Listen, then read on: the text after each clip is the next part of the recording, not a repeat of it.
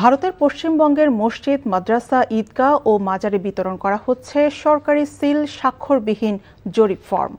NDTV জানায়, এসব ফর্মে প্রতিষ্ঠানের ধর্মীয় বা মতাদর্শিক পরিচয়, জমির মালিকানা, দেশি বিদেশি অর্থের উৎস, বিদেশি শিক্ষার্থী ও দর্শনার্থীদের তথ্য চাওয়া হয়েছে।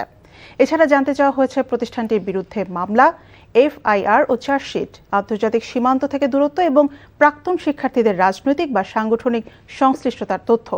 রাজ্যের সংখ্যালঘু বিষয়ক ও মাদ্রাসা শিক্ষা দপ্তরের উদ্যোগে এই জরিপ শুরু হলেও ফর্মে কোনো সরকারি বিজ্ঞপ্তি, স্মারক নম্বর, তারিখ ও আইনি বিধানের উল্লেখ নেই।